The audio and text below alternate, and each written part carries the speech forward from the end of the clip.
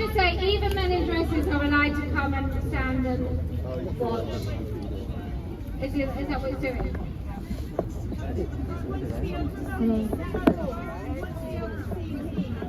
Yeah, because at 7'4" it's really difficult for you. So he needs to stand in front of women of 5 foot. Can I just say, we aren't ashamed of what we say. We don't need to block these men from hearing what we say or seeing what we say. I really, really don't mind them being here, because it will do them good to understand that some women can say no and mean it. So can we just leave him? Can we just leave him? Thank you. So, come up.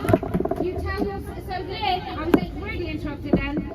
So Lynn decided to walk away from the competition because a gargantuan bloke who claimed to be a woman tried to enter into the female competition. And it's happening everywhere, in every competition, everywhere that a woman has carved this space for herself, whether it's sports, whatever it is. These men last in and interlope in our spaces, and it is the ultimate in colonisation. That they come and they just try and take everything that we've ever had. Well, we aren't having it, and I'm delighted that so many women are here.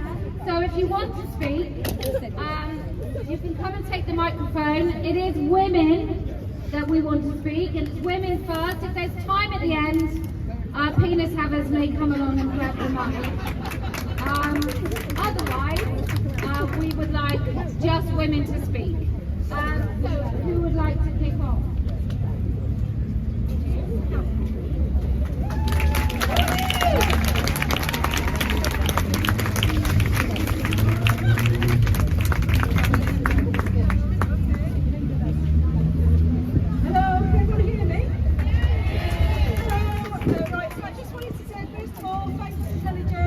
Colchester for the opportunity to speak. Women here are free to say whatever they want to say. Nobody's vetted what I'm about to say. I'm not speaking on behalf of any organisation, just myself. Okay? And most importantly, I'm not getting paid to speak here. So when you hear voices in this debate, pay attention to who's being paid and who isn't. That's really important. Okay? Before I start, I'd just like to mention some of the smears circulated on social media ahead of this event by local charities, and I use the word charitably: Mercury Theatre, Outhouse, Colchester Arts Centre, all of them telling people that we are a danger to the LGBT community. I think some of the lesbian and bisexual women here would beg to differ. Okay? Okay, I'm telling people that we are spreading hate. That if you feel unsafe here, to call 999 and go to a safe space. There's a list of them in Colchester that you can go to. Okay? This behaviour from the local charities is at best dishonest and irresponsible, and at worst malicious and dangerous. Okay? And you all know this, I've spoken to you about it before. You all know that Kelly J gets death threats. Okay? When Kelly J is gone tomorrow, people like me still have to live here. Okay? So that kind of rhetoric is designed to shut us up, keep us on our knees. Well, it won't work. Okay? And guess what? My children saw those posts on social media. They saw what you said about us, and now they're afraid for my safety. Okay? A lot of the women come to these events to bring attention to stuff long before it makes the headlines. The Tabby Stock scandal, puberty blockers. Okay, just this week the NHS said no, there's not the safety data. We're not going to prescribe puberty blockers to children anymore. If you follow this stuff like I do, you know that week in, week out, there are new studies showing that they're not safe. Okay, they don't do what they're supposed to do. Wouldn't you think an organisation organisation, an LGBTQ organisation like the Outhouse down the road down there that supports these young people. Wouldn't you think every single study that comes out will be all over their website? If you want to find out about this stuff, you're worried about it, you want to find out some information, you go there. Well, go and have a look on the Outhouse website. See if you see anything. There's one reference to puberty blockers on there and it says they're reversible. The NHS website has not said that for years, okay?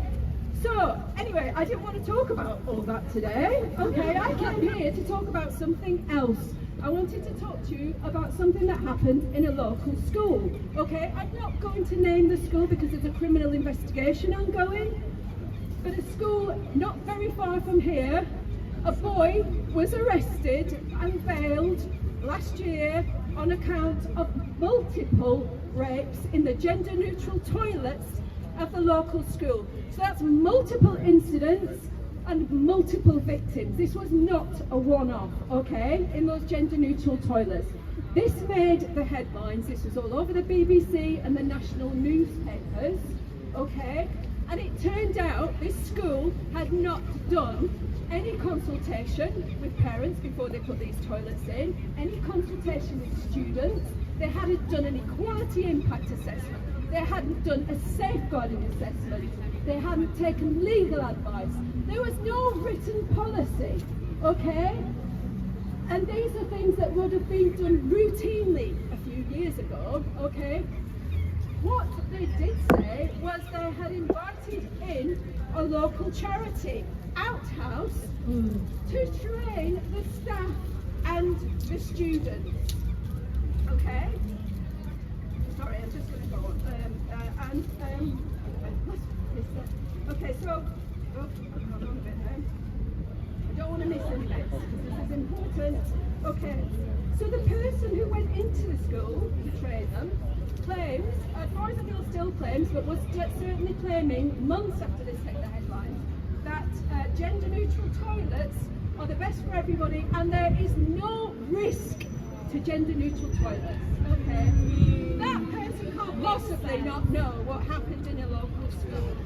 This story didn't only go national, it went global.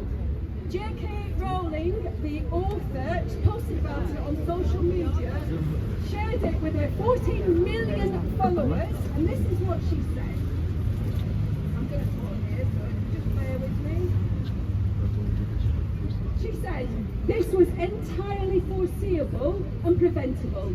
A Sunday Times investigation in 2018 found 88% of sexual offences committed in changing rooms and public bathrooms take place in those that are unisex." Okay? So contrast this with what one of our local councillors said. This is Councillor Mark Corey. He's not only on our city council, he's on our county council that looks after schools. He's on the NHS commissioning board. He's also, ladies and gentlemen, a school teacher. Okay? So when my friend Robbie, wherever you are Robbie, went into the council, okay, and asked why the council is still giving Outhouse money even though they had almost £1 million of public money in their reserves at that time, this is what he said about these incidents. Well, first of all, he speculated, and I will post this on Kelly J's page afterwards. I'll post you the video of it. So first of all, he speculates that the rapists might be struggling with their identity and be traumatised, and that's why they raped. Okay?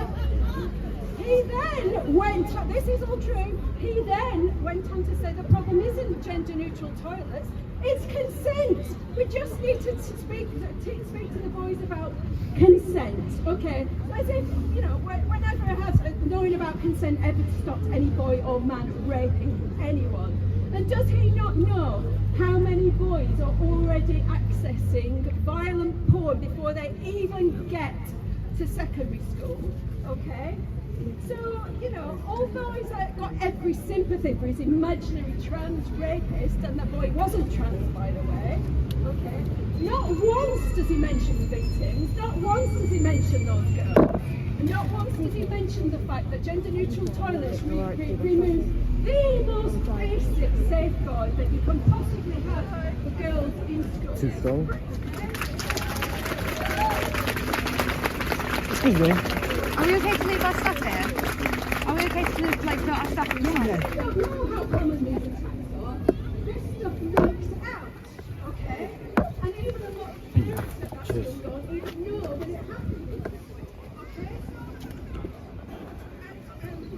And you know, the issue is not only just about safety, it's about privacy and dignity. Girls at that school are now to avoid water to the whole lunch hours, even when they've leaked blood through the clothes to go to the toilet. Okay. So how is this happening, right? How have we gone in a few short years from having separate toilets everywhere to having 28% of schools that offer only mixed toilets, even though the law says that they have to provide girls and boys toilets? Why are the decision makers no longer making their decisions based on keeping children safe? Why are they not using evidence? And why are they not using the law? Well, the answer is because well-funded pressure groups like Outhouse are telling them they've got to be focusing on prioritising certain groups over others. But equality law doesn't prioritise one group over the other, it's about protecting everyone. These paid lobbyists have got privileged access to our schools in a way that parents don't have. We haven't got that set to influence policy in our schools. I'm leaving you with one final thought, okay? No, not the Parents maths, at the that other one, school Mark. told me that girls there are more afraid of being called transphobic than they are of being raped at that school. And that is how effective Outhouse and other organisations like them are at the job that are paid with public money to do. Okay? Thanks for listening.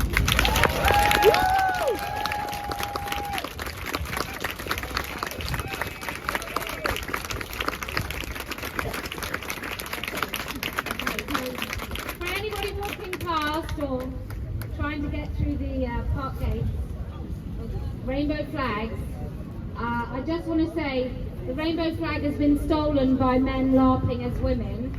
It no longer seems to talk about gay, lesbian and bisexual people because according to trans activism, gays, lesbians and bisexuals don't really actually exist because you can just pretend you're anything these days, and that's why we have the horrifying case of many women now can't go on a lesbian dating app because they're absolutely overrun with men LARPing as women.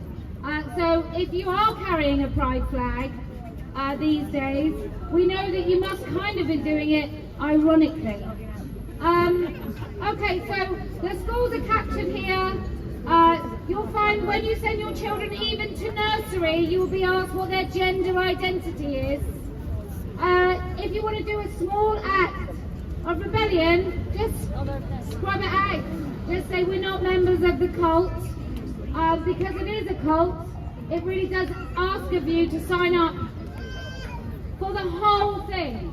You can't question any of it, which is why these young women at that school are more afraid of being called transphobic than being raped, because they probably can't even say that it was a boy who raped them.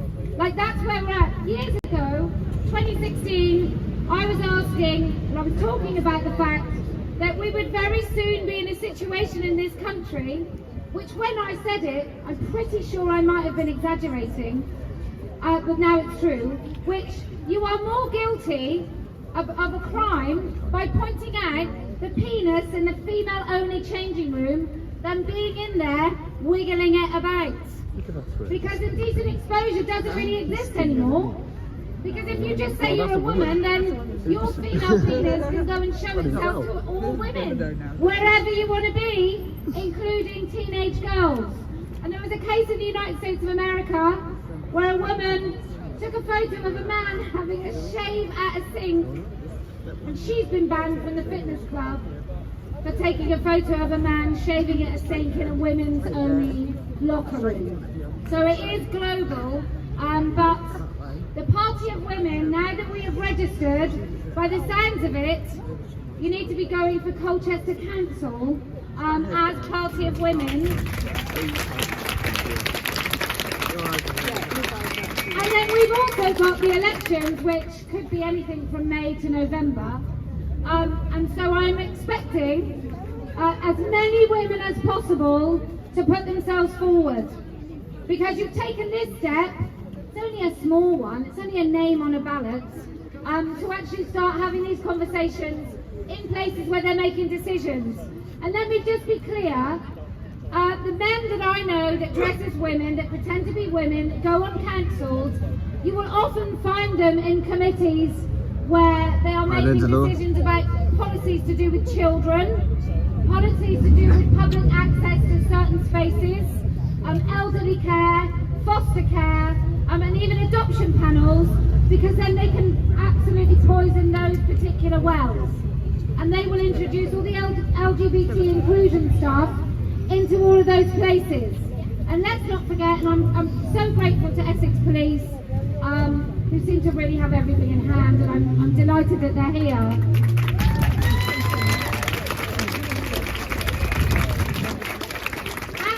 Be the regular police officers that you see that want to pretend that men are women and can be searched by male officers searching female suspects. It won't be the ordinary police who joined up to actually uphold the law. It won't be anything to do with them that their chief of police is probably ideologically captured and has these terrible diversity and inclusion policies which literally just mean putting men in female only spaces. So, who would like to speak next? Yes.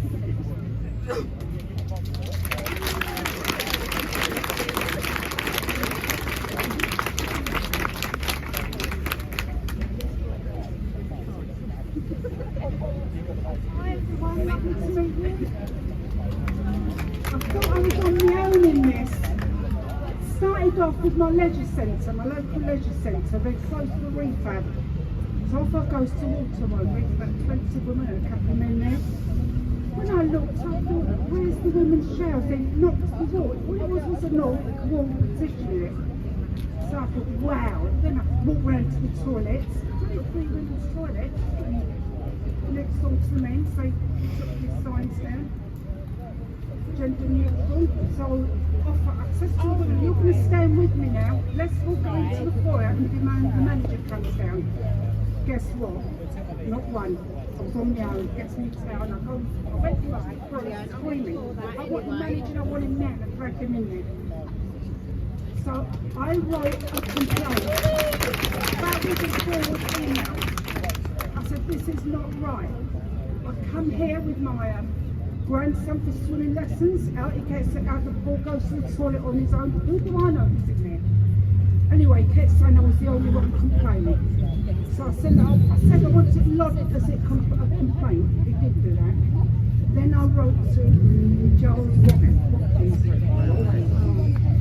Nothing. Absolutely. Anyway, to cut a long story short, when I went to one of my lessons for yoga in Canada, I spoke to a lady there. She said there's men pulling down their clothes, washing themselves in front of women. Obviously, the women washing themselves up with their swimsuits. And I said, well, I'm going to walk out there and go upstairs to the shower. You're not allowed because someone has slept and you'll be to blame. So I'm not going there, so I've stopped going to this one next.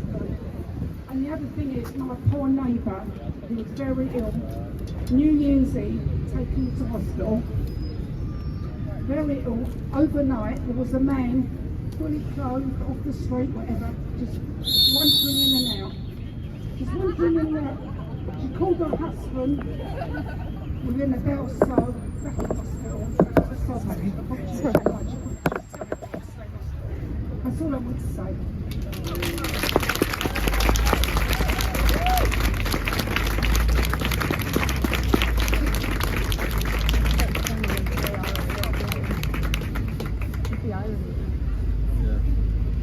So I think it's easy to sort of think about the big cases. It's a whistle, love. This is a microphone. And can I say to those young women, you may think that you don't recognise the difference between a man who calls himself a woman and a woman, but there will come a time when it will be absolutely essential to you. And when you understand that, and when you're vulnerable, and you say the word no, and he's far too big and he's far too strong, and actually he doesn't listen to you, and you feel afraid, we'll still be here.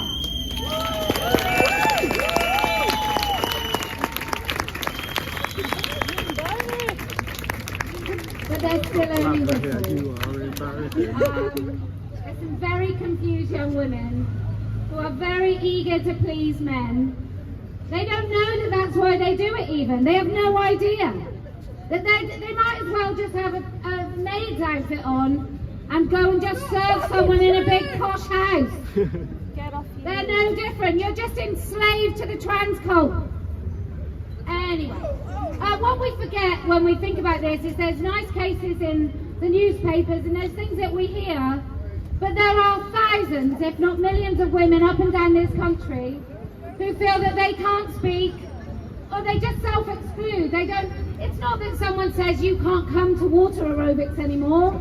It's just if you don't want to see a man's penis in the showers, you just don't go to water aerobics anymore. It's not so much that your girls can't play football anymore. It's just that if they do, they risk injury because boys are playing alongside them, so they don't want to play football anymore. It's a really pernicious, nasty, insidious cult that just gets in their way. I mean, look, it's made 2 young women come out today to blow whistles at women. One woman talking about how somebody died because she couldn't get single-sex care, and that was when she thought it was appropriate to blow a whistle.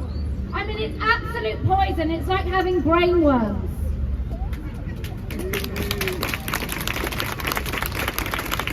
Okay, next.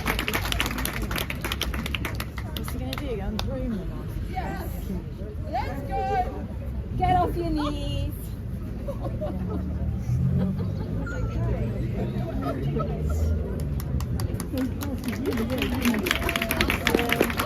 Don't get the pop ramblers, but do like a good read. Hello Colchester, I'm Grand Park Girl on X and Instagram, and my peak trans moment came during lockdown when my teenage daughter declared herself first non-binary and then a boy. If you want to know how that turned out, you can read all about it in my pinned tweet. But today, I would like to talk to you and share with you my life as a warrior queen Boudica.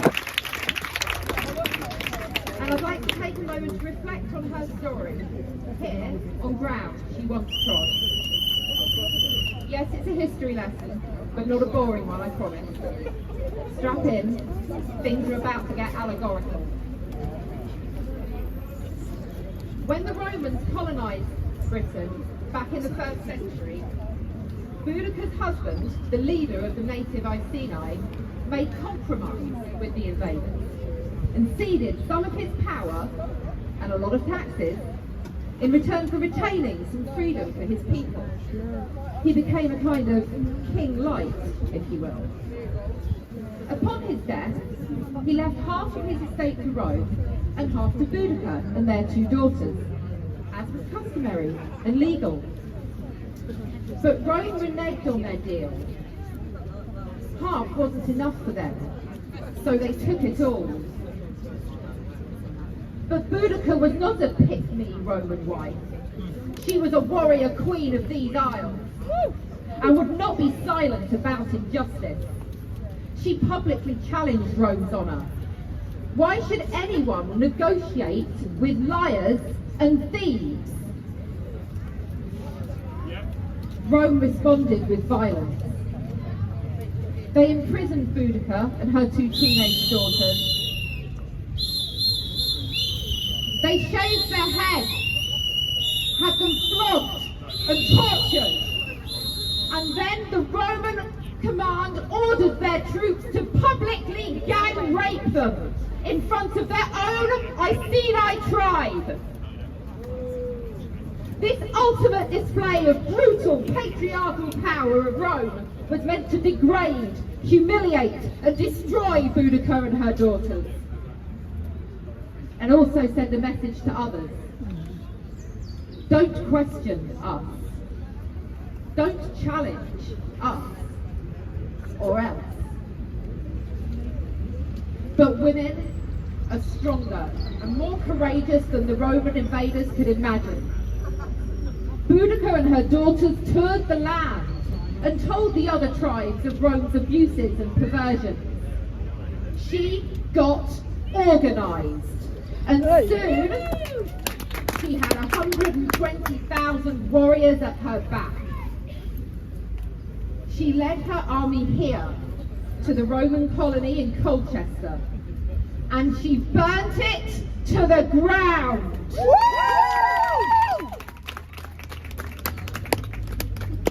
They say that history often repeats itself. And I say that just as the Romans degraded, humiliated and abused Boudica and her daughters, trans ideology degrades, humiliates and abuses us today. This assault on the innocence and wholeness of our children, the theft of our language and spaces by men wearing our identity as a costume, the destruction of our safety by male invaders who seek to dethrone our birthright as queens. This rape and pillage of our rights cannot remain unchecked. It is time to take back what is ours. Rise up for all our daughters!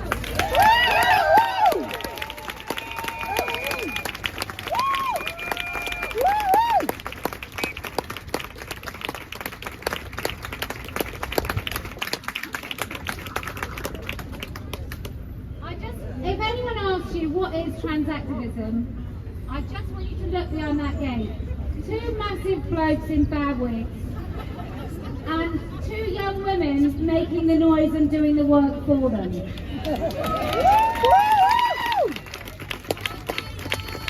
I just say, those two young women, if those men weren't dressed as women, do we think those two young women would be hanging out on a Saturday morning, Saturday afternoon with those men? No! Especially wearing tight PVC trousers. I just don't think it would happen. But that is it in a nutshell. And often you will see women doing the work for these men while the men just sit back. We've seen it recently with the huge defence of a man called David Hayton, who decided that the best place for him to be validated in his fetish was in a school. And who defended him? Everyone. Newspaper, thanks so much. I was going to say broadstairs. Broadsheet newspaper, columnists, well-respected so-called feminists, they all came out to defend him. He said not a word in his own defence. Not a word. Not publicly, nothing. Because what these manipulators do is they go and they get their little flying monkeys and they secure up their defence so they never have to say anything, so you can't ever directly say that they've done harm.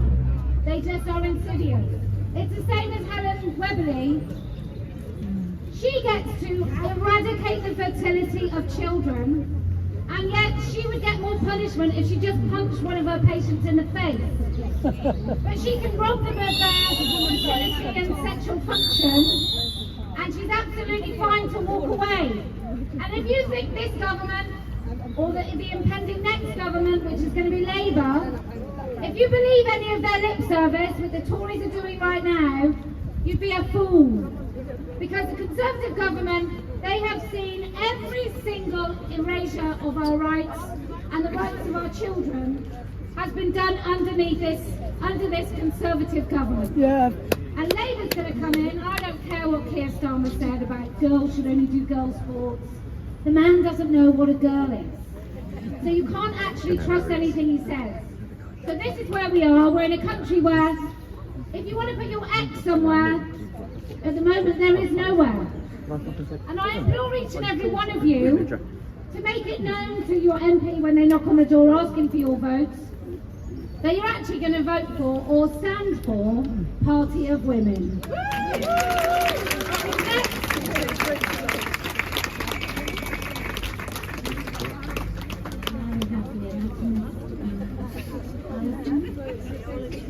Physiologist.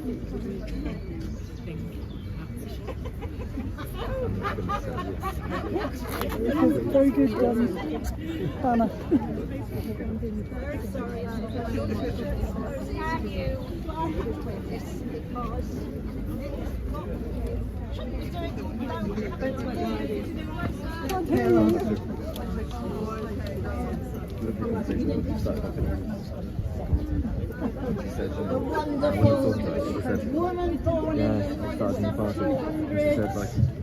Who said she was a man in order to get medical training.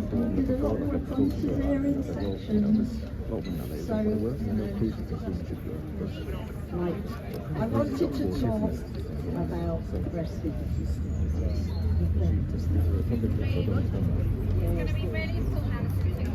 Right, okay. Oh, God, that's really close. Right, revision lesson for all you lot. Like, breastfeeding starts with pregnancy. Sex is determined at fertilization. 5 days before you even get pregnant. And as soon as that little developing embryo settles into the womb, 5 days after it got the sperm in, that's when you're pregnant. And it makes this amazing hormone called HCG, which is what you look for in a pregnancy test. However, as the embryo develops into the fetus, it gets a placenta about 3 months. You're as far right as it gets. After that, the HCG plummets. So if you do a pregnancy test when you're 6 months pregnant, She's the grey area as well, by the way. and what happens then is that the placenta takes over, making the hormones. You can have your ovaries out after 3 months of pregnancy, and the baby will be fine, because the placenta is doing the work.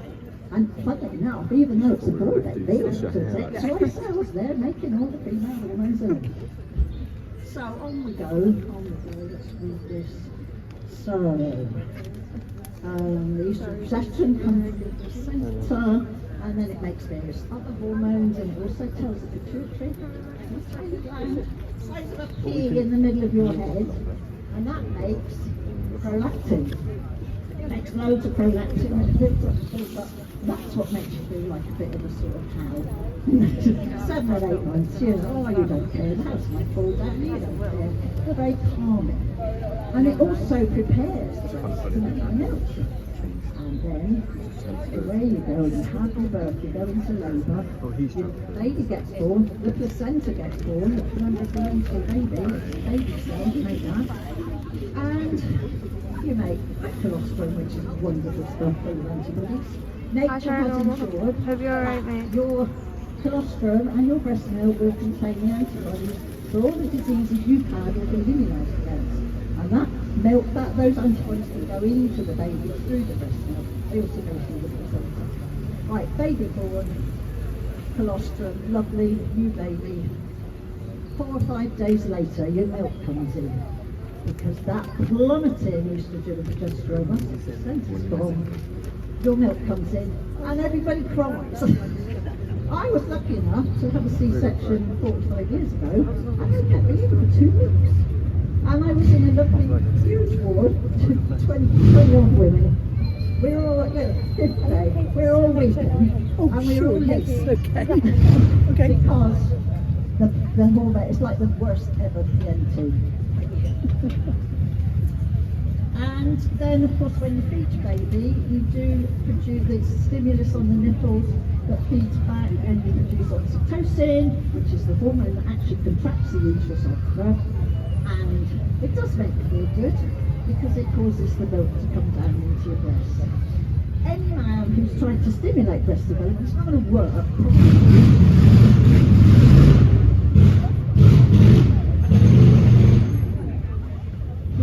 Because female puberty causes the glands in the breast to develop, so they're there. You try, they won't grow afterwards. You can take as much estrogen as you want, and they're not going to grow much. They're tiny little plants. These men breastfeeding, the maximum that they supposedly produce is about 60 ml a day. I mean, a growing baby needs about 2 pints. Pathetic times indeed. So, you think something stimulates the prolactin center, and it all works really well. And of course, the breastfeed adjusts itself to what the baby needs. Boy babies apparently get more fat because they eat more. Girl babies get less. If the baby's ill, the baby is ill. The bacteria from its saliva go back into the breast, and the mother then produces the white cells to fight it off. How amazing is that? It's just so amazing. The whole thing. Right, and also, of course, it does tend to suppress pregnancy again. Right, and I'm just going to read you the list of what these stupid, fetishistic, nasty men do. They take prolactin. It won't be a natural prolactin because you can't hate a natural prolactin. It will be some kind of filled around with, a bit like the pillars. It's not natural estrogen. Progestin, that won't be natural either. Haloperidol, risperidone, chlorpromazine, flufenazine, metoclopramide, and they are all drugs which maybe, possibly, make you make a bit more of this ghastly bloody nipple secretion. And as for the BBC, fucking BBC.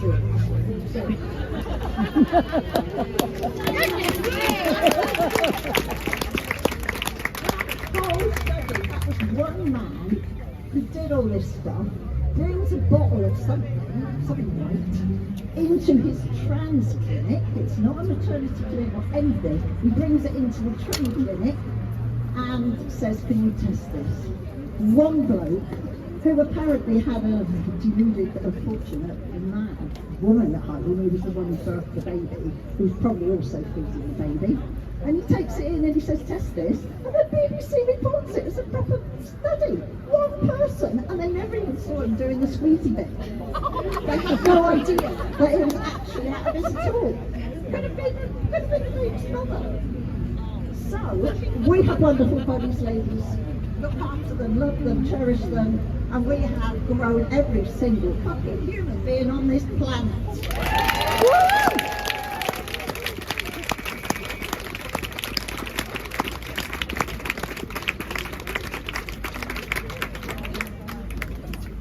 Despite our fan club behind, we are here today to say in the public, so people understand that it can be said, and you're not going to implode.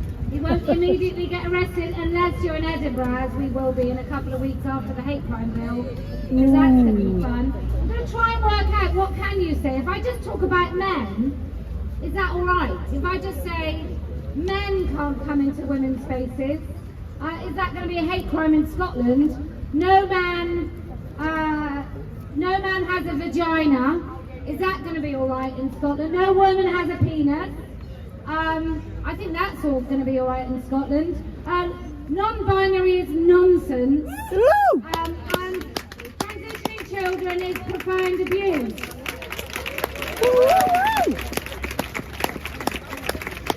I've been doing a little bit of a deep dive into some of the children who have been fed, I don't know, it seems like Instagram likes for their mothers when they've been transitioned, or rather what we like to call it, mutilated, butchered and medically abused. But for many of these children, there is lurking behind a really, really dangerously narcissistic mother and a very weak father. It seems to be like men like to bring their fetish into the house, but some of these mothers seem to want to earn basically Instagram likes by harming their children, and that they're told they're stunning and brave. And it's been really quite upsetting because a lot of the children featured whose mothers push them into the light are little boys who happen just to be sensitive and maybe like flowers instead of cars. And like this is all, it's often quite dramatic and it's quite an exciting event. But actually up and down this country there will be children now that have realised that even the medical community is beginning to back away from the harm that's been done to them, with not one single person being held to account. And what will happen to those children? Well, especially, I just think especially the boys, because it doesn't matter how much they identify as the opposite sex, that male skull will grow, that male voice will come, their limb length, their bone density, everything will just happen because they are boys and they will become men, even if they are quite butchered. And how angry will they be when they realise that the body that they could have had was stolen from them when they were really small and unable to comprehend, and actually their parents often did it so that they could be... Hello? That's alright, I can just hear you over myself. But what will these boys think when they realise? What will these girls think when they realise? How are we going to deal with a whole generation of children who have been lied to by every single person in a position of trust? When they go to their school, when they go to their counsellors. I don't know if you saw, but I went into a school recently and the teachers barefaced lied to the parents. They said to them straight in the face, oh, we're part of the No Outsiders programme, but this book that was recommended by No Outsiders isn't about gender identity. It's not about sex stereotypes. No, you're wrong. And then they admitted to the parents that if an 8-year-old girl with an autism diagnosis had called a boy, she would be punished as if she was bullying someone. So that will be the same in every school across Colchester. And if you're lucky enough to send your children to a private school, don't think it doesn't go on there too. In fact, in many ways it's worse, because they can afford a lot for the lobbying groups to come in. And a man like him over there, in the plastic trousers, he can come in and he can stand in your school and he can start talking about the beauty of being a bloke that looks like that. And they are going into schools without your permission. So if you don't already look at your school prospectus and inclusion policies, and in any of their bullying policies and the diversity and inclusion, do have a look, PSHE, because what you'll find is that this stuff is everywhere. And if you want someone to come into school with you, if you don't feel like you can, that is something that our local women are going to be doing. Going into school, sitting just beside you so you don't feel like you're on your own. Because like that lady said earlier,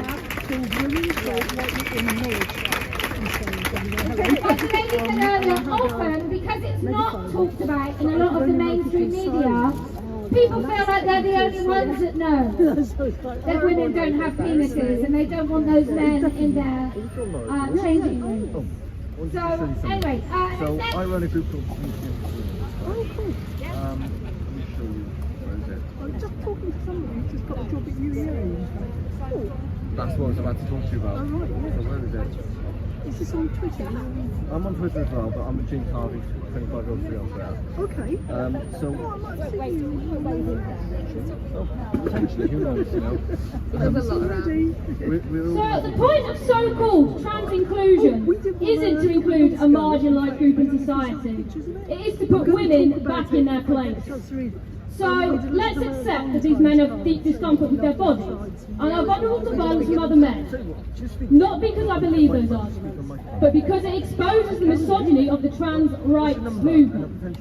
If it was genuinely about keeping these men safe, then many simple solutions that keep women safe, as well as keeping trans-identified men safe from other men, would be deemed acceptable.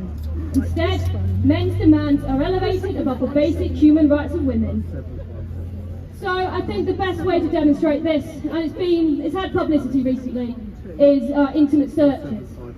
So these searches must be carried out with respect for human dignity, to be compatible with Article 3 of the European Convention on Human Rights, the right to freedom from torture, inhuman or degrading treatment. They don't like me talking about women getting abused, do they? That's prompted a whistle. Article 3 is an absolute right.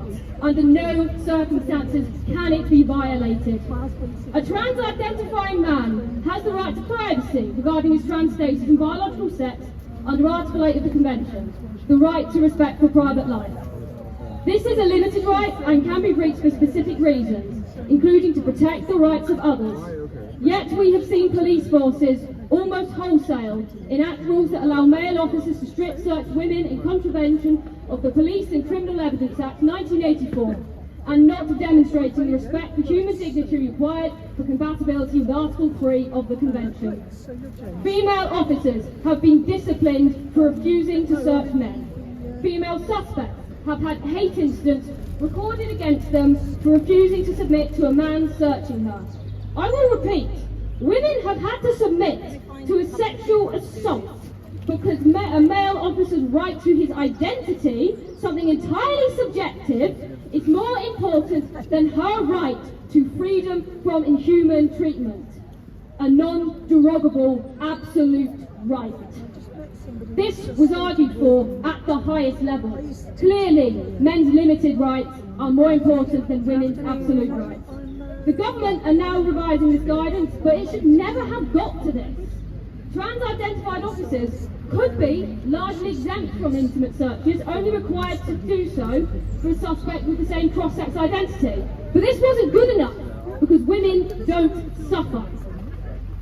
In prisons, we could have accommodated trans-identifying men in separate wings of the male estate. We already do this for other vulnerable groups of men. Gay men, LGBT older men, activists for example. that are on the other But side if of we the did gate this, with the women whistles. would not suffer. There's also two Sex segregation in prisons males. predates abolition of the death penalty Biological in the males. UK by around 150 years. While we were restraining inmates for hours in manacles and flogging inmates, we deemed mixed-sex prisons too inhumane. The Mandela Rules, the Bangkok Rules and the Jails Act 1823 all say sex-segregated prisons is a minimum standard. The Geneva Convention states that prisoners of war must be segregated by sex at the earliest possible opportunity. Yes, we know you support torture of women in prison. That's why you're blowing your whistle, because you don't want to admit it. So why are these so-called human rights activists advocating for a breach of the Geneva Convention as standard practice in peacetime? All countries that practice this method of torture have seen the same thing: rapes and sexual assaults of female inmates, and they do not care. The Ministry of Justice banned nearly all male prisoners from the female estate last year, and trans activists weren't happy. It's not about keeping those men safe from harm. It's about making the most vulnerable women in society suffer further. For refugees, trans specialist centres could be set up. There are also mixed sex centres, but this was not acceptable. Only access to women's refugees could do, to the exclusion of the most vulnerable women. A trans activist acquaintance of mine, in response to the question, what's wrong with J.K. Rowling, started with, she set up a rape crisis centre that excludes trans women. I will repeat those first 6 words with which she started. She set up a rape crisis centre. I rest my case.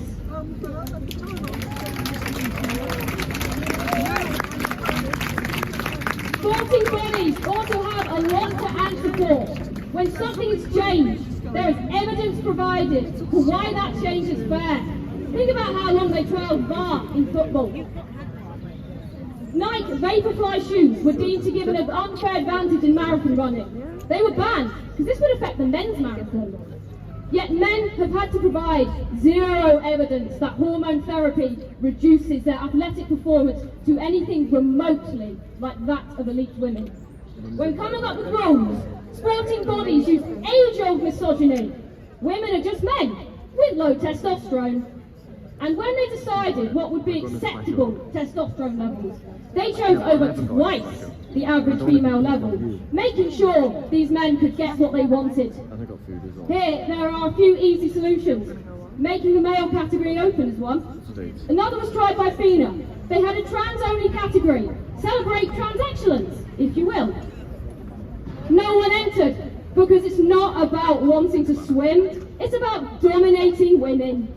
Forcing your way into the locker rooms and onto their podiums and forcing female athletes out of their dreams and out of the Olympics, out of the World Championships and out of scholarships, keeping women down.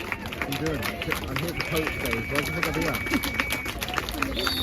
I could go on, but I think I've illustrated the point. This was never about safety for a group of vulnerable men, and if you still think that, you must be deluded. It's not about human rights, and certainly not about lesbians, gays or bisexuals. It is about putting women in their place, ensuring a hierarchy of rights where women are at the very bottom. Human beings are born free and equal in dignity and rights. This includes women too.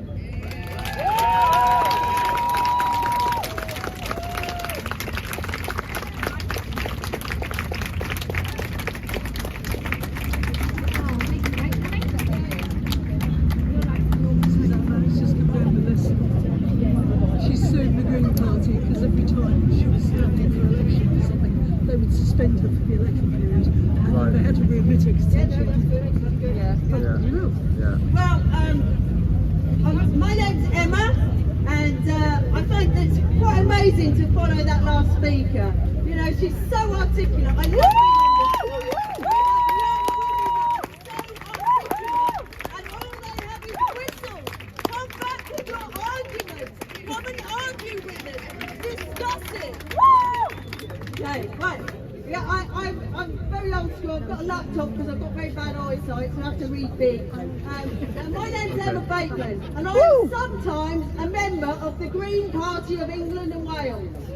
And I pop up occasionally to give updates on the murky depths of the Green Party and the latest moves in my game of hokey-cokey with the Greens. The Green Party position is that they are only here for the queer. Trans women are women, trans men are men, and non-binary people are non-negotiable. And anyone with a slightly different shade of opinion is a transphobic, queerphobic, hateful bigot.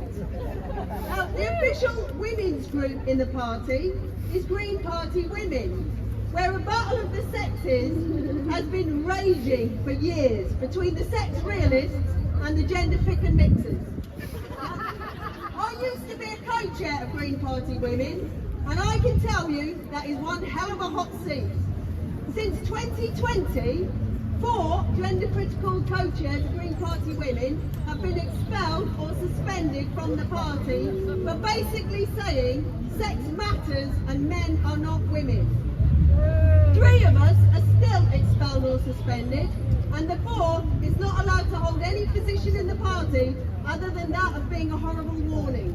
The party actually disaffiliated Green Party Women in November 2023 for 4 months for something trivial spun from nothing.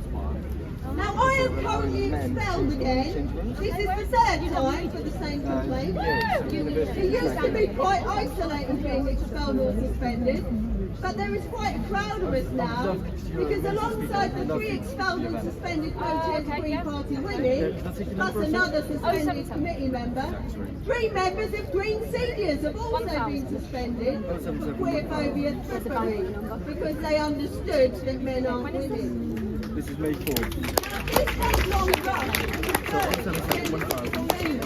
Might surprise some people, given that in February 2024, the Green Party of England and Wales was found guilty of discrimination against Shara Ali, who was a spokesman for the Greens. The Green Party discriminated against him because of his gender-critical beliefs. That was the judgment. Big on Telegram. But the spin is so out of whack in the Green Party Twitter, though, that this has been played by some members as if it was a win. And actually, thinking about it, this is no surprise, because the same people driving the discrimination are still in charge.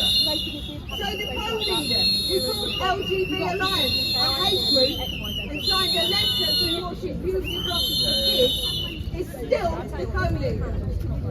The former co-leader, who told people to vote against motions supporting women's rights, is the bright green prospect to replace Caroline Lucas as MP for Brighton. The deputy leader, who said if you think trans women are men who are not welcome in the Green Party, is still the deputy leader. Sydney. The member of the executive who compared working with gender-neutral members to working with the KKK is still on the executive. What message on It seems the only lesson the party has learned Well, the hair also does. is that it needs to be more intolerant of No, colour it's quite particular now, so that's people fine. out harder. Swing that way. The way I Now, dress. because Fashionable. the Green Party winning party, Indeed, so yes. let's agree with this declaration. Right. The gist of this declaration is that women are human too, and we want us to have That's true. You can dress how you like. Yeah, exactly. But rather than open these polls, those members, the party is picking up key My husband's players, granddaughters, inciting and the they are fact that they've so signed the Green Women's Declaration Oh God, as a you should see reason their eye for rolls. suspending them. The eldest Now, the 18 other thing and the you youngest should beat 15. members with is the queer phobia guidance. And they've had it Now, I for cannot say that this guidance teaches Yeah, purity of comedy Yeah. gold, but it may be comedy tea. And I skipped. Now, this queer phobia guidance includes as examples of queer phobia saying that XX chromosomes equals a female and saying that lesbians are same-sex attracted. These are queer phobics in the Green Party. The thing is, I Not agree with allowed you. in No matter the what, someone should always have the Now, right this to guy say here, My school went to an all-girls school many years ago. disciplinary system, they catered, and the coach of the Green Party group of has stated By somebody, trans women are most of it men, led by and the somebody breach who of the code of conduct in the Green Party. and I Googled her and she's now a non-binary artist. It's real. That I am not saying Exploring the trans boundaries of gender. I am giving a warning that if So you I went to are one an of these hotels ordinary in member Florida, of the Green Party and I and basically you say interviewed them trans for women because I was are doing this, men, right? They're you may discover politically you've been found right? guilty by the Documented young it's quite politically members of the correct. party. And I got yes, Mayday. Women are men. And so, as a blasphemer, you are subjected to the Well, same it's accounted for priests. Well, legally, like in Now, America. as some people know, I have a court case against the Green Party in which I intend to challenge some of this alphabetic spaghetti. And I realise that the Green Party is a small party, but my case will have repercussions in other parties. Because let's face it, these shenanigans are not confined to the Green Party. They are spread basically throughout covering the camera. parties on the left. Right, I Now, know I've where not it been is. told why I've been expelled again, Oh, no, and I just think speak I up. will have to wait for the court case before I find out. But I still keep on keeping on, and I refuse to keep conveniently quiet. And there is a growing bunch of Greens who are not going to be not going to put up with being told by the party, we want your money, we want your free labour as volunteers, but we do not want your opinions and you must stay on your knees. Well, women are standing up strong and saying no. Getting blinded.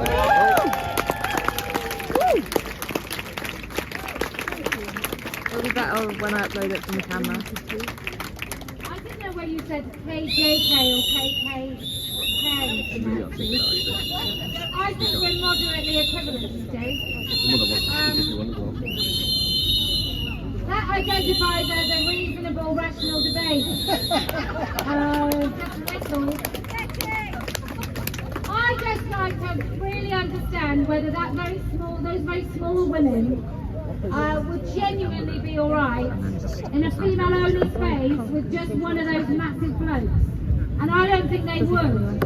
I think when it comes to things like unisex toilets, I went to a theatre, a very old theatre in Bristol, 20%. and they obviously used to have male and female toilets because the men were queuing because they'd made everything unisex. They'd taken the urinal out of the men's toilet, so I think the men were down to one cubicle in this gender-neutral toilet, unisex toilet that used to be just for men.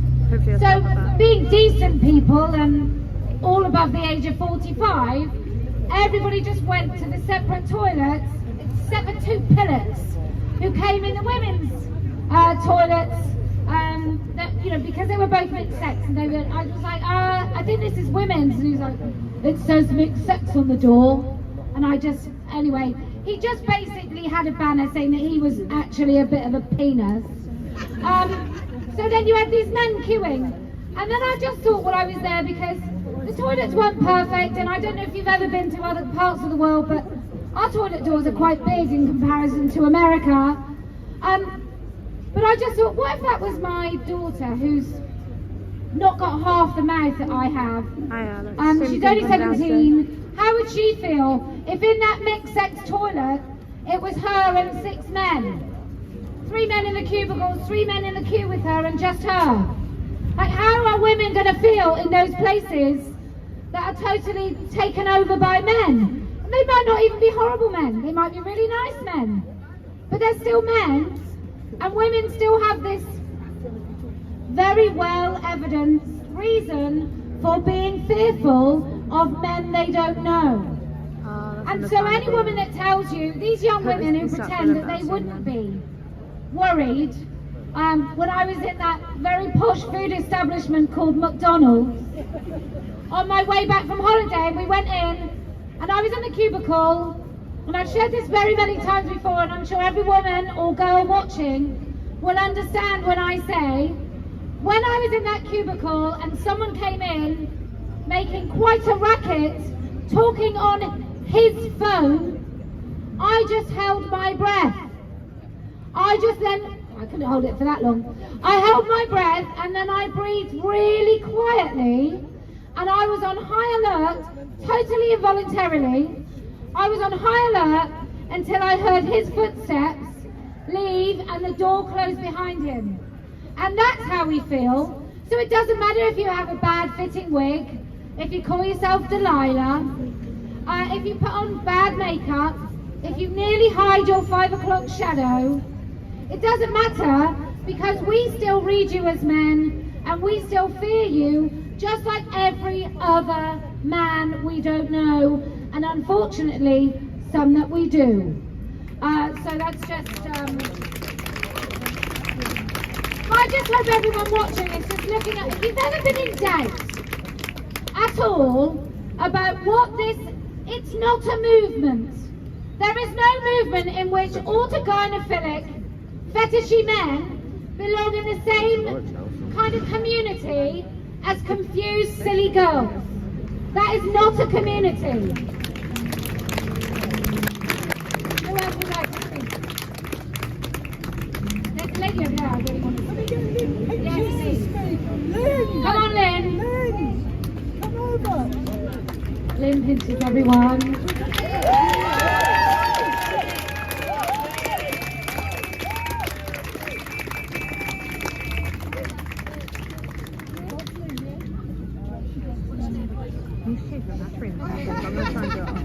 Hi everyone, can you hear me? Yes. Hi, I'm Lynn. As some of you may not know, but I walked away from a final, the biggest final of my life. I've been playing pool for 30 years, and I came up against a transgender opponent in that final, and I decided, after being kind and playing along with their games for 6 years, that enough was enough, and no. And that's, this year I have actually self-excluded from the sport I love, for this year, and I was very upset seeing my sons playing and I'm not at these events. This morning, another woman is sitting in tears in her hotel room because in Leicester there's a pool tournament going on right now as we speak. And we had another concession this morning against the transgender player Harriet Haynes, and I'm expecting another one in about half an hour as well, because I've seen the draw.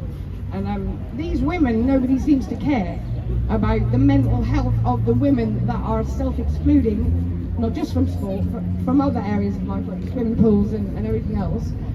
And every time I post something, I'm getting comments about, what about the mental health of the player that you bullied and you conceded against? I didn't bully anybody, I just said no. Enough is enough. And I'm going to carry on saying no. I felt like, for the past 6 years, I felt as if I didn't have a choice. That because in the organisations we're told to be quiet and not talk about it, you know. If somebody says, is that really did she used to be a man? No, you don't like to talk about it. So we were silenced, and they're still being silenced. I get messages from women asking to join the support group, and when I tell them once you're in the support group, you can invite others, and then we'll make sure and vet them to let them in. And they say things like, oh God, no, I'll get lynched if I did that, if I spoke to my team about it. I'm like, we can't talk about it. So, and I want women to just stand up and just say no. That's one word. You do have a choice. Everybody has a choice. I don't want to tell players what to do, because it is a personal choice. And it's also a very difficult thing. I have never conceded up to that point a match or even a frame of pool in my entire life. It goes against everything you get taught in sport. You respect your opponent, and I found the whole thing a disrespectful thing to do. And if it had been a female, that would have been a disrespectful thing to do. But I saw past that at that point. And to be honest, the wake-up call was actually a little while before, in October 2022. I've just beaten the world champion, which I've never done before. And when I left that room and went into the main arena to play my next match, I was confronted with another transgender player that we didn't know we had. And this was actually just blatantly a man wearing purple nail varnish, and that was it. There was nothing else. And I have two sons, 28 and 33 years old, who play pool with me. And that's what I saw in front of me at that moment. I saw my son standing there, and I thought, God, no, I would not support you. If you came into the sport against me, I would say, you're not going to disrespect me. I didn't raise you to be selfish and come into this sport and take the prize money and the women's trophies and chances from young girls. Because there were players. We have now a 10-year-old girl has entered this tour this year, this Blackpool tour. There's a 10-year-old on it. And I don't want to see in 2 or 3 years' time, when she's professional, that she's going to be put through playing against men in the sport that she loves. So, let me just see if I had anything else to say. Woo! Yeah, that's the other thing is, this was sort of a realisation recently as well. I've had a lot of discussions with people on, pool's not a sport apparently. Well, I don't care, that's irrelevant. Men don't have advantages in pool. I don't care. That's irrelevant, because now I've got to the point where I just want to be able to go somewhere and be with just women. Just women. Women only. I have 3 sons, like I said, so in my house I've been around testosterone a lot, and when I go away for the weekend I like to go to get away from that. So please just let us have something just for women. And just say no in future. Thank you.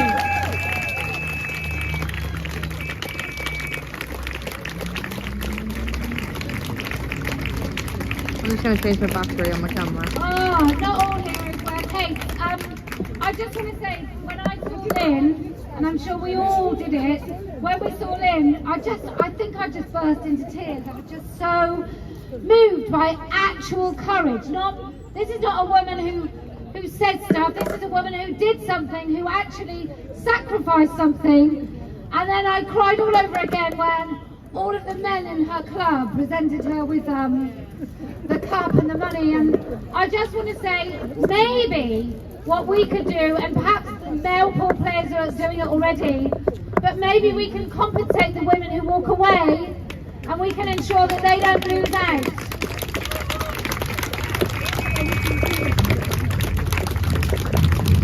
It's not a tiny bit of money, but it's also like Lynn says, it's not just about the competition, it's not about whether or not men have advantage, and I think they do, but whether they do or not, it is that female-only space. Girls soccer is not about, or girls football, Jesus.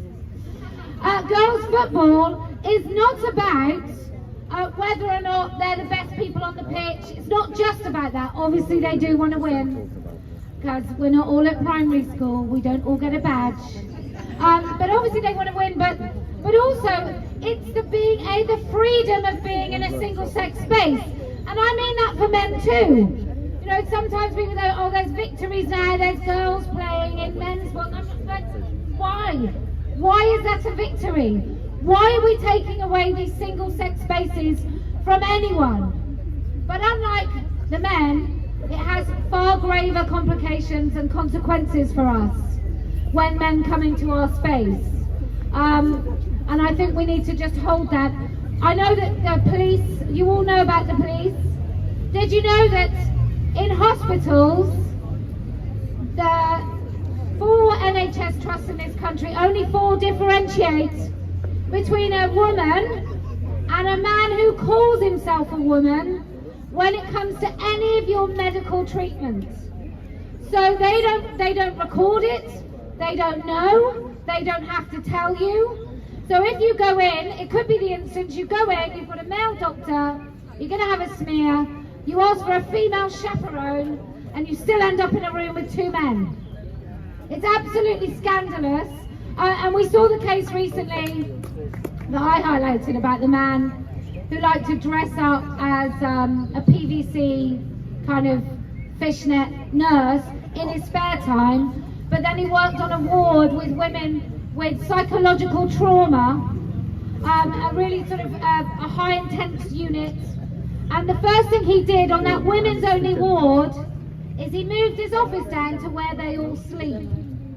And I saw him on a Zoom over during the lockdown, being heavily praised by 3 women who also work in that sort of area of mental health for women. So we have got a big fight on our hands, and part of that will be to unburden women from the dirty knees that they get from being so subservient to these men in dresses. Anyone else want to speak?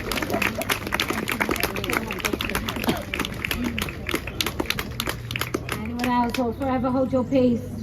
I saw Dr. M here, I'm surprised. Do you want to speak? Bloody hell.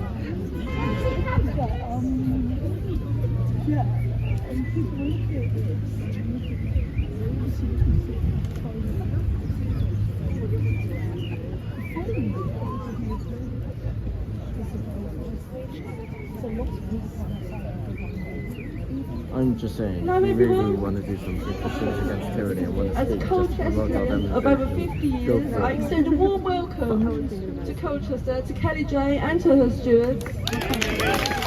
Thank you All for you got to say coming is, down. I've only got one thing to say. Behind me, Colchester is doing in Norwich Park. on I May came 4th. here first as a young child to visit the children's play area. Yeah, that's In it. 1976, aged 5, I visited with my mum and baby sister and used the public toilets nearby. Oh, that. Inside, we were surprised to find a huge bloke dressed as a woman in garish makeup, fishnet stockings, miniskirt, wide open blouse, lacy bra, masturbating. It was absolutely terrifying. Also, I don't want to We were interrupt. trapped Yeah, in the I should toilets say, with this man. We were becoming caught up and used as part of his sex life. We were in an enclosed space with our escape route barred. I learned what fear was that day, and it stayed with me ever since. Unfortunately, this was not a single occurrence. I met a man dressed as a woman doing exactly the same in 1978, 1980 and 1984. I was horrified in 2017 when I eventually discovered via Mumsnet, hi Mumsnet, that using the ladies' loos is recommended by doctors as a way for a man to experience living as a woman. It is because of these experiences that I have never and will never believe that trans women are women. A woman would not do that. I think that anyone who says that they are actually giving women's and children's rights away to the very worst of men. It seems to me that these men who disguise themselves as women are colonisers. They care so little, are so selfish, and cannot see women as human beings or as anything worth being respected. And so, they've rode into womanhood, population 4 billion, and are busy trashing the place with utter glee. They're dressing up as us, mocking and laughing at us, disrupting our children's lives and telling them awful, evil lies. Anything they can grab that belongs to a woman, they are seizing and corrupting and using for themselves. Women's culture, words, customs, traditions, dress, etiquette, awards, sports, are all just new, fun playthings to them. woman is now something that men wear for pleasure or for profit. And some women, and most men, are letting them and they don't care. They say, what is the problem? Unfortunately though, women can see all this, women are watching, and women are really pissed off. And every misogynist man, woman, shop, company, politician and committee in this land have terribly exposed themselves.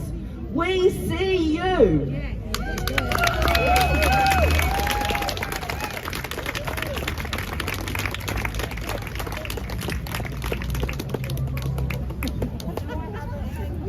Oh dear. Okay. Anybody else? Otherwise I'm going to wrap up. Yes, come. Can you hear me?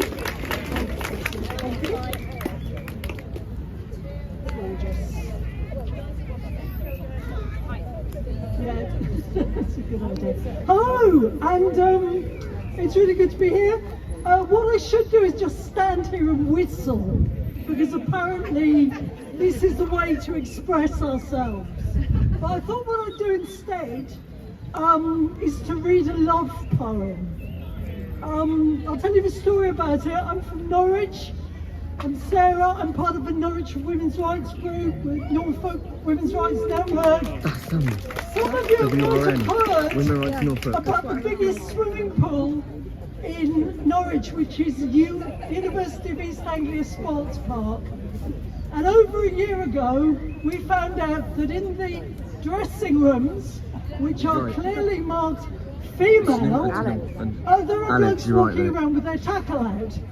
And this was reported to police, it was in the papers, and we tried to find out what policy they have, because not only students and UEA staff use it, they take school trips, I'm kidnapping her, she's gone. clubs visit, they all have to make a risk assessment, and the risk assessment is based on the female changing rooms being for females.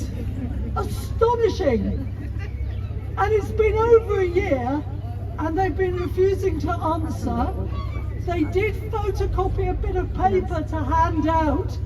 My friend over here, Natalie, was given a folded creased printout saying, be kind. Just understand, bear with us. Hello. Yeah, and can I just say that I complained at reception, and the girl said to me, oh yes, we served that person. They knew exactly that that person, that man, had gone into my changing room, the common open space where women just strip naked and just, you know, have a bit of banter before they go and swim. And they know exactly what they're doing, and they let it be, but they still pretend they are female spaces when they are not. Thank you, I brought my witness here. The other thing is that the sports park, you can use the sports park unaccompanied from the age of 12. And there is no place to hide if you don't want to see a guy walking around tackle out. So we had a protest, we've had a freedom of information request, which they've refused to reply to. We also put in a freedom of information request Falcons to is right if you Norfolk get a plumber Constabulary costume. about how many unprosecuted rapes take place or are reported on UEA, Norwich University of the Arts and City College Norwich premises. In UEA it was 49 unprosecuted, which included a male-on-male rape and a rape of a child under the age of 16. And they didn't release the information until after the term had ended. So all the students and staff had gone away, and staff that we know at UEA had never heard about this.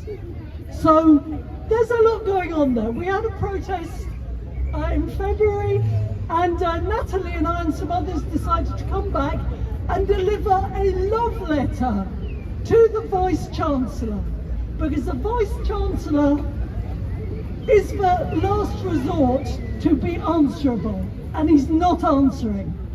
And I wrote him a poem. We had some balloons with I love women's single-sex spaces on. His name's David. Dear David, on Valentine's Day, please don't take it hard that we contact you by means of this card. A little forward, but you know it's true. If you won't answer, what can we do? We've emailed, we've called, we've FOI'd, and apart from be kind girls, you've never replied.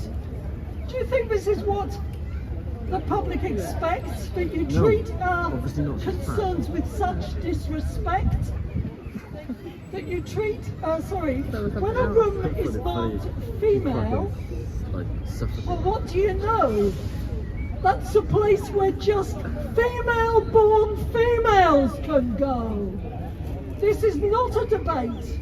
It's purely a fact. It's our right established by the Equality Act. What makes you think you can set us aside and let any male who chooses inside? Worse to all women and girls who came here, you hide behind language that's false and unclear.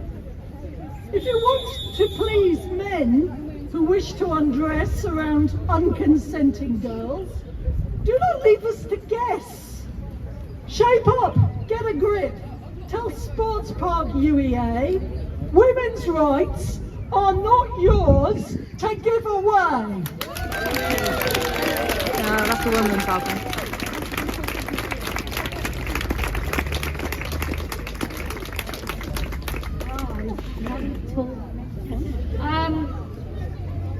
There's a young woman behind me with a sign that says power to the people.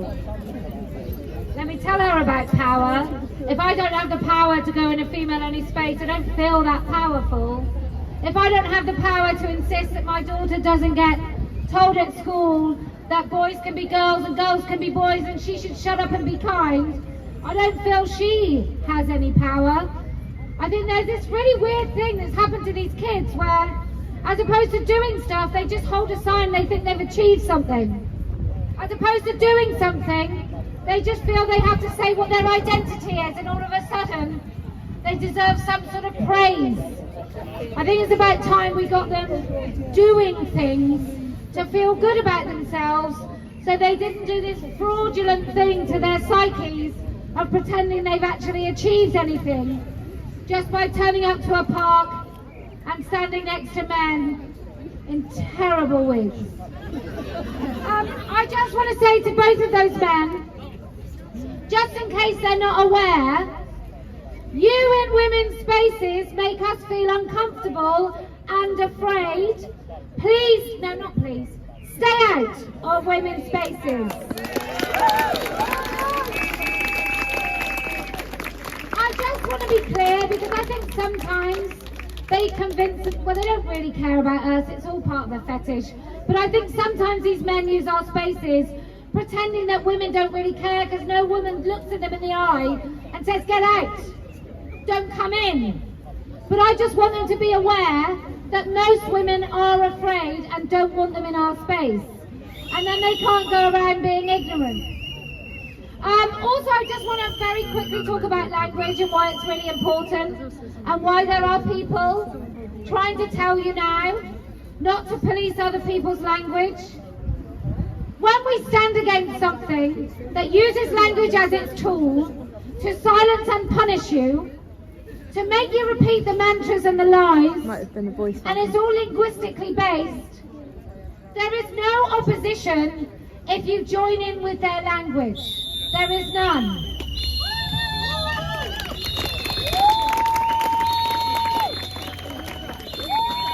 The last thing you're ever going to do is reveal the truth by telling lies. Okay, right, so, well done for coming. Oh, come.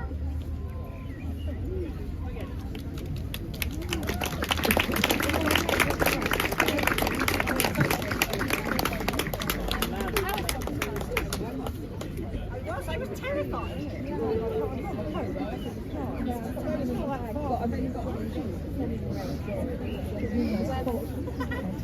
Hello, Colchester.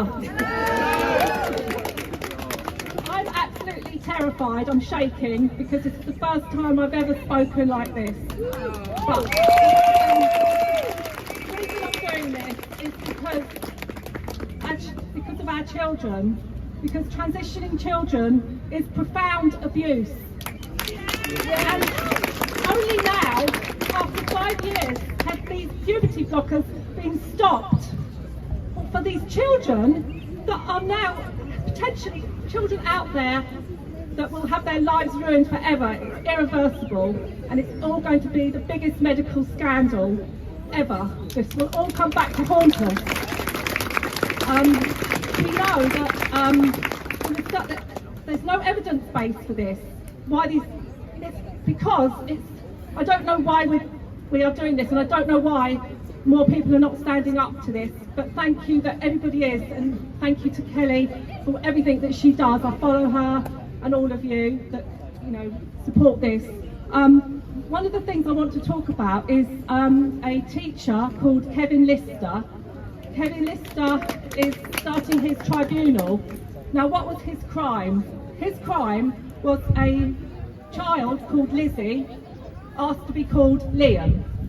He said that he decided to talk to his colleagues about this because he thought that he couldn't he felt this was a safeguarding matter, because obviously if we look at evidence like the Cass report, social transition is not a neutral act. So he went to his colleagues about this. Lizzie then decided to enter a maths competition, which he then put in her name, not in his new name. This resulted in Kevin Lister, after a 20-year teaching career, being frog-marched out of the building to lose his teaching career. Now, it doesn't even stop there. It then was referred to the DBS. Without his DBS, he can never work again. So now the DBS decided to have a view on it, and they obviously political activists in the DBS decided that they would revoke his DBS, so he's now barred.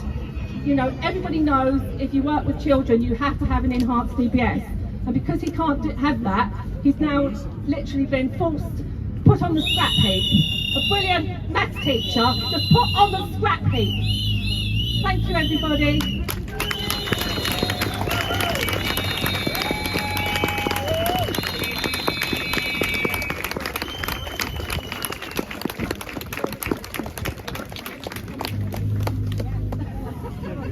I get whistled at all the time, to be fair.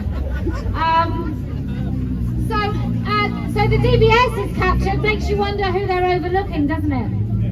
If they're deciding that they're a political activist organisation, they're stopping a teacher who isn't a risk to children from teaching.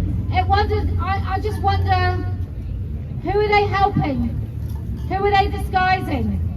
You know, if they're captured, they're captured. Why couldn't David become Debbie and us not understand at all what David may ever have done? It just doesn't make... Look, every single place these activists go, the place is poisoned immediately. You cannot then have conversations, you can't be honest. There can't be a meeting in a school if there's a trans activist teacher, or in my local GP, for example, there's a he/him. This woman has enormous breasts, it's got to be said, and she's got a very overworked binder that doesn't really help at all achieve what she hopes. But when I complained to the GP and said, look, as an activist myself, I don't feel that my records are now secure, because these people are cult members first, and they genuinely believe they're fighting some sort of civil rights action. And they honestly think that if they can do something to me that will reveal, I don't know, inner secrets or any of my personal information, or make me feel afraid or intimidated, that's a worthwhile thing to do. And so actually, I just don't think these people can be trusted in professional organisations.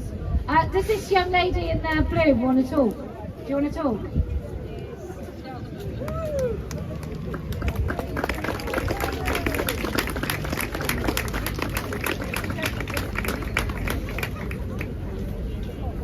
Colchester! about this, but I just wanted to say something quickly about the BBC. I grew up loving the BBC. My husband has worked in TV production, and around the world he's had people say they so admire the BBC. It's like a gold standard, and that was some years ago, because I don't know if they would say that now. And if we can't trust the BBC for impartiality, which is one of its core tenets, who can we trust? And I just want to mention a particular case of Justin Webb. Some of you may know him. He's a very well-respected journalist on Radio 4, works on the Today programme. He's very well-respected, very uncontroversial. He has recently been disciplined by the BBC for clarifying in a piece that trans women are actually males. Sorry, just watch people's heads explode if they didn't know this. And this is around the time that the BBC led the reporting of the hideous case of the man in Oxford who tortured and murdered a cat and then murdered a man. They led that with him being a woman. And then, when they were picked up on that, they had the audacity to change the story, but not make a note that it had been changed, which is so dishonest journalistically. It's horrendous. So, I just a personal experience, probably about 5 years ago, I was at a lovely lunch party with a very nice man who at the time he'd been a trustee of the BBC, he's one of the great and the good. And to my surprise, I was introduced to this very nice man called Tony, and I said, "Oh, what do you do, Tony?" And to my surprise, he said what he did and mentioned, "Oh, and I used to be the Director General of the BBC." And I happened to be wearing a cardigan to which I'd stitched "Heretic." Who was it who does the embroideries? Jess Duval. So I had this, and I said, "Oh, that's interesting," and showed him my cardigan. And obviously, as it was a private lunch party at Henley, I couldn't really go in full barrel. And also I didn't know what his stance was. So I just mentioned a few things about the 1,000 genders on the website, the I Am Leo.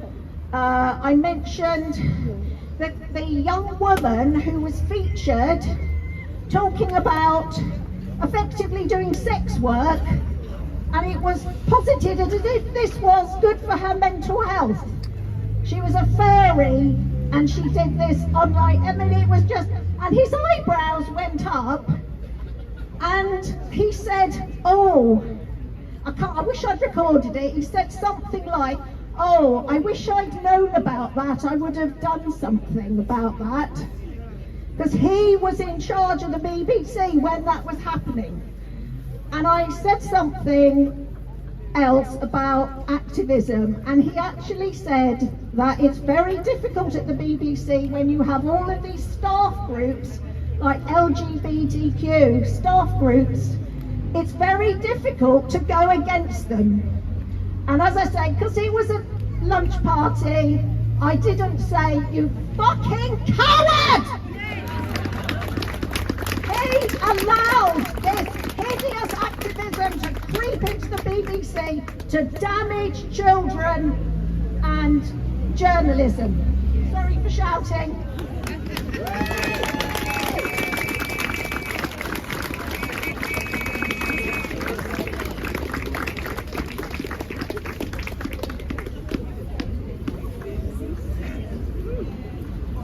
What we all learned is Shirley goes to really posh parties in Henley and swears at people. Oh no, she doesn't. She doesn't swear at the posh parties. Okay, anybody else or forever hold your peace? I'm going to say no to men today. Sorry. Okay. So well done for coming out. I know for some of you it will have taken an extraordinary act of bravery to actually take the step to be in public, knowing that a woman doesn't have a penis. And knowing that we don't want any penises in women's spaces. And I don't mean idiots, I just literally mean penises. And also standing up for our children. I think it's going to be a big fight. Labour's going to win. We're all going to be screwed. And it's going to be a terrible time for our children. And one of the things we need to do is we need to get this out of universities and all the courses that teach the teachers, who then teach the children.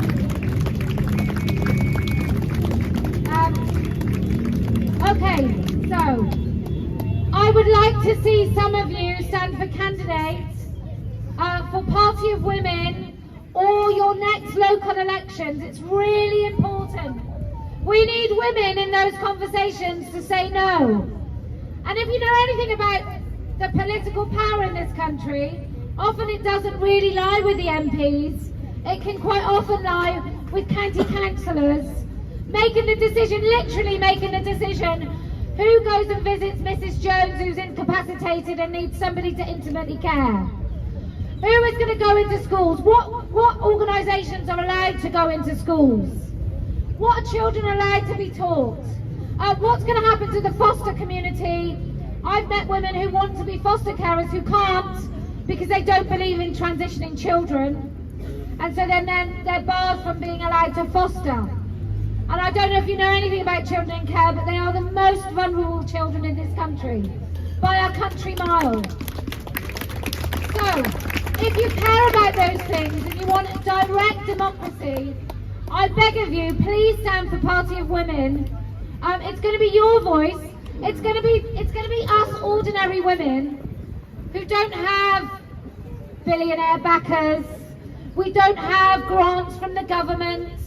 We don't have any of those things. We are mere Davids. I feel like a Goliath. We're mere Davids in this, and we are fighting a very well-connected Goliath that has his sticky little penis in every single pie. Every single pie. So, if you can stand for the Party of Women and stick your head very far up above the parapet, then I promise we will win. If you can lend your big applause to the stewards and the organisers in Colchester, and the Essex Police who came out to support our free speech today. And then if I can remind you to all be a little bit fearful of Iris, the head steward, then I promise we will win. And do you know why else we're going to win? Because I never lose.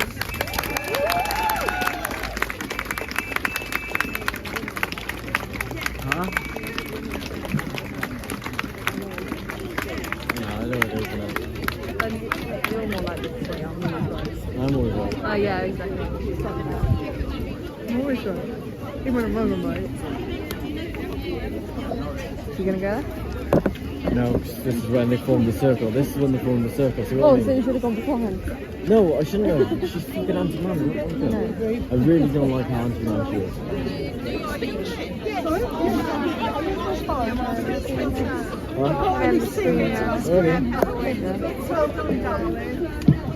That's the one. LGBT lot, they've all gone. Huh? LGBT lot, they've all gone. Thanks. Yeah. Alright everyone, thank you for joining. Next week hopefully, no, next week I won't be live streaming. Why? Cenotaph one. It's gonna be dangerous. Oh yeah, no. Especially for Paddy stuff. Especially with the football lads. Yeah. Cambridge, Norwich. The next one for this, I don't know. Oh right. Norwich. I don't know when they are, we'll have to look on Let Women Ski. Yeah. Yeah, I do follow the Norwich branch of it, so Yeah. I should be able to know. Alright, bye everyone.